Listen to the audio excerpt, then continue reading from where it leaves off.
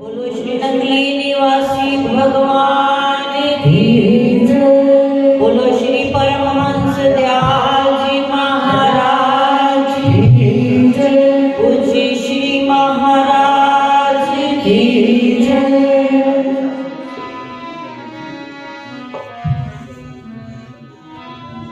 मैंने भी मेरा सतगुरु ते मैं उच्चिया दे नल लाई सदकी ना उच्चिया तो जिननी मेरा नाल निभाई सदकी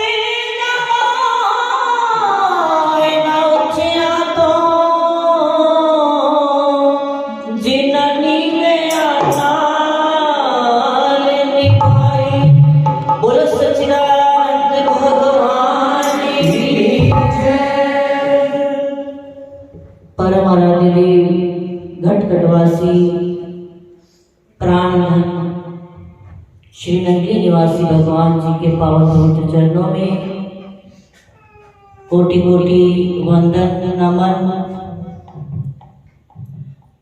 एवं मंच पर उपस्थित परम श्रद्धेय परम सम्माननीय अर्चनीय वंदनीय संत महापुरुषों के चरणों में मेरा कोटि कोटि नमन और अपनी भावनाओं को लेकर के आए हुए प्यारे प्रभु प्रेमियों, जैसा कि सबको विदित है, आज हम सब परम पूज्य परम श्रद्धेय श्री महाराज जी के पावन जन्मोत्सव को मनाने के लिए जहां पर एकत्रित हुए हैं और परम पूज्य श्री बाई जी महाराज जी का पावन दिव्य स्वरूप जो उनकी पावन समाधि पर विराजमान हुआ है, आप सब ने उसका दिव्य अवलोकन किया है। संत महान पुरुषों द्वारा आज श्री बाई जी महाराज जी का पावन स्वरूप पावन समाधि स्थल पर विराजमान हुआ है।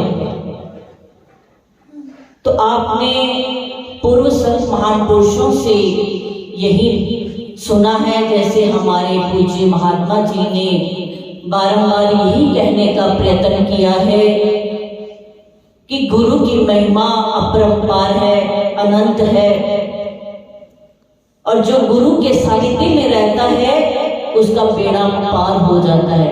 कितनी बार उन्होंने हमें ये कहने का प्रयास किया है। तो संत हमें उपदेश देते हैं, बात यह है कि हम उस पर कितना अमल करते हैं। तो पूज्य श्री महाराज जी जिनका समस्त जीवन गुरु दरबार के लिए, जिन्होंने अपना समस्त जीवन गुरु दरबार में निशावर कर दिया और कितनी रूहों को जो भी उनकी चरण शरण में आई, श्री गुरु महाराज जी के चरणों के साथ उन रूहों को जोड़ा। आप सब श्री महाराज जी के जीवन से विदित ही हैं, सबने उनके साकार रूप में दर्शन किए हैं, उनसे बहुत ही प्रेम लिया है। तो उनका यही प्रयास रहा का उम्र कि जो भी जन गुरु दरबार में आए वो सेवा सिमरन सत्संग से जुड़े, श्री गुरु महाराज जी के चरणों से जुड़े, अपना जीवन निभा करके वो चले गए और एक सुंदर बगिया का निर्माण कर गए, जो हम सब आज देख रहे हैं, इसके साक्षी बन रहे हैं। ये उन्हीं के द्वारा लगाया हुआ सुंदर बगीचा है और आप सब उस बगीचे के प्यारे प्यारे फूल हैं, पुष्प हैं। आप अपने महाराज जी की बगिया के फूल हो, और माली बदल रहे हैं। महाराज जी ने जो सुंदर बगीचा लगाया, अब परम पूज्य भाई जी जो वर्तमान इस आश्रम के अध्यक्ष हैं, बैठे हैं और आप सब उनकी चरण शरण में आते हैं और कितना प्रेम लेते हो, कितना मार्गदर्शन लेते हैं। तो जो महाराज जी का संकल्प है कि गुरु दरबार की सेवा में जीव जुड़ा रहे, गुरु महाराज जी के ध्यान में जुड़ा रहे, जो उनका संकल्प था वो अब पूज्य भाई जी आगे बढ़ाने का कार्य कर रहे हैं। और हम सबका ये फर्ज है, ये दायित्व है कि हम गुरु दरबार में आए, कुटिया में आए, इस सुंदर बगीचे में आए, क्योंकि ये आपकी बगिया है और आप ही इसके पुष्प हैं। साधु चरित शुभ चरित कपासा, नीरस विशद गुणमय फल जासा, जो सहित पर शीघ्र दुरावा, वंदनीय ये जस पावा। गोस्वामी तुलसीदास जी ने भी कहा है कि साधु का चरित्र कैसा होता है, संत का चरित्र कितना उच्च होता है, उसकी तुलना उन्होंने कपास के जैसे की है। एक कपास होता है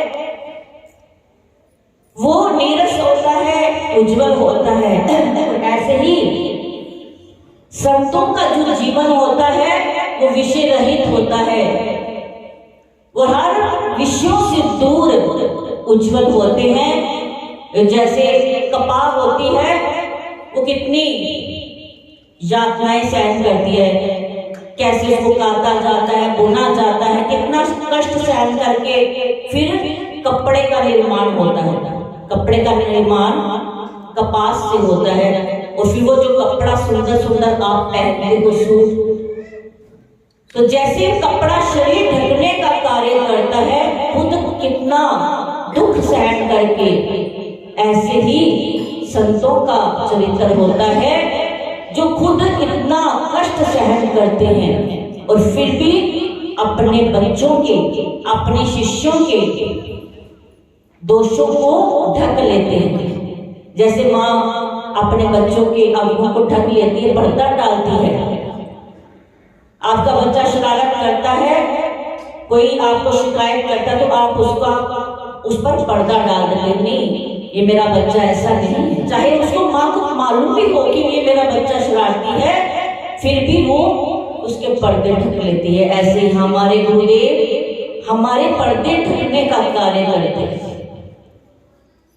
और हमारा क्या फर्ज है कि हम अपने गुरुदेव के बताए हुए मार्ग पर चले, क्योंकि संत अपने लिए तो जीता नहीं है।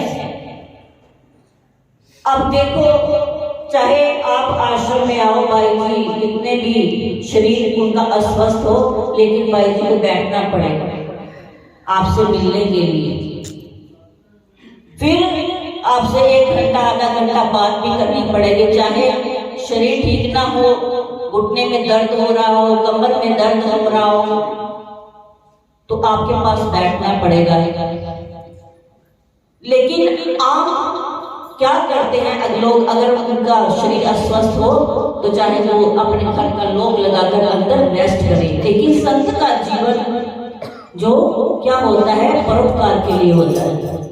वो परोपकार करने के लिए आते हैं, अपने शरीर की परवाह न करते हुए। जैसे पूज्य श्री महाराज जी बहुत समय वो अस्वस्थ रहे, फिर भी उन्होंने जन कल्याण का कार्य नहीं छोड़ा। बहुत ही परिश्रम अपने जीवन में किया और हजारों रूहों को गुरु महाराज जी के चरणों के साथ जोड़ने का कार्य उनके माध्यम से हुआ। और उसके बाद आप सब ने देखा कैसे पूज्य भाई जी महाराज जो अपनी लीला स्वर्ण कर गए, परम पूज्य दिव्य आत्मानंद जी महाराज जी, बेबी भाई जी, उनका भी यही प्रयास था, सबसे इतना प्रेम करना, सबको फोन करना, समय समय पर सबको फोन कर करके बुलाते थे। हमें भी वो महीने में 1-2 फोन कर ही लेते थे, सबको इतना प्रेम दिया और आप सब तो उनके फूल और आपको तो कितना प्रेम देते। तो वो भी उन्होंने लीला स्वर्ण की। और अब पूज्य भाई जी जो वर्तमान इस आश्रम के अध्यक्ष हैं, ये भी अपने गुरुदेव के वचनों को शिरोधार्य करके चल रहे हैं, सेवा कर रहे हैं। इनका भी शरीर अस्वस्थ है, फिर भी बैठे हैं कि मैंने अपने गुरु के वचनों का पालन करना है, उनके घर की सेवा करनी है। जो उन्होंने दरबार ये सुंदर सजा दिया है, मैंने उसकी सेवा करनी। जब भी इनसे बात करो तो इनका यही कहना रहता है कि मैं तो सेवादार हूँ और मैं अपने महाराज जी की सेवा कर रही हूँ। तो कितना इनका ये निर्माण भाव है कि ये अपने आप को सेवादार ही बताते। कभी ये नहीं कहते मैं आश्रम की अध्यक्ष हूँ, ये कभी इनके मुंह से नहीं निकला। ये कहते मैं गुरु महाराज जी की सेवादार हूँ, अपने महाराज जी की सेवादार हूँ। जितनी सेवा इन्होंने करवानी है मैं उतनी उससे भी ज्यादा करने का प्रयत्न करती रहती हूँ। तो ऐसा संत आप सबको मिला है जो इतना निर्माण भाव होगा। तो इनके सानिध्य में आप आएंगे तो कितना आपके अंदर भी कितना निर्माण भाव आएगा, आपके विचार भी कितने शुद्ध हो जाएंगे अगर आप इनके सानिध्य में आएंगे। जैसे पूज्य महात्मा जी ने कहा कीट ना जाने भृंग तो गुरु कर ले आप समान। तो ये गुरु में ही ताकत होती है। और गुरु और पारस में बड़ो अंतरो जान, पारस लोहा कंचन करे पर गुरु कर ले आप समान। पारस धातु क्या होती है? लोहे को सोना बना देती है, लेकिन लोहे को वो पारस नहीं बना सकती। वो लोहे को अपना गुण नहीं देती, सोना तो बना देती है। लेकिन हमारे गुरुदेव ही ऐसे हैं जो हम सब जीवों को अपने समान बना लेते हैं। तो ऐसा एक संत का जीवन होता है। तो अधिक ना कहते हुए एक छोटा सा भाव है। आज हम सब परम पूज्य महाराज जी के जन्म दिवस की, अवतरण दिवस की सब संगत को लाख लाख बधाई देते हैं और यही कहते हैं कि बस आप सब गुरु दरबार में आकर के, पूज्य भाई जी के सानिध्य में आकर के सेवा सिमरन सत्संग तन मन धन से जहाँ जुड़ते जाओ और गुरु महाराज की कृपा को प्राप्त करते जाओ। तो आइए भाव गुरु नाम की महिमा भारी, इस नाम ने दुनिया तारी, इस नाम ने दुनिया तारी। मरदा पार बेड़ा, महिमा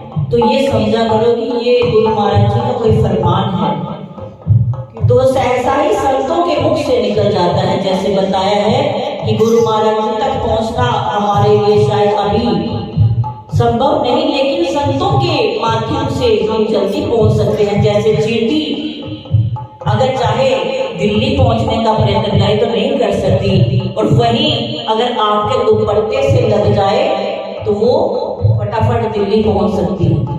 तो ऐसे ही हम सब इतनी जल्दी गुरु महाराज जी तक नहीं पहुंच सकते, लेकिन जब संत का पल्ला पकड़ लेते हैं तब बहुत ही यात्रा आसान हो जाती है। तो संतों की मुख से न तो आप बोलता, ये गुरु महाराज जी खुद संतों से कहलवाते हैं। अगर उन्होंने कुछ कहना है तो संतों के माध्यम से ही हमें कहते हैं। तो आप संतों की बातों पर ध्यान दिया करें।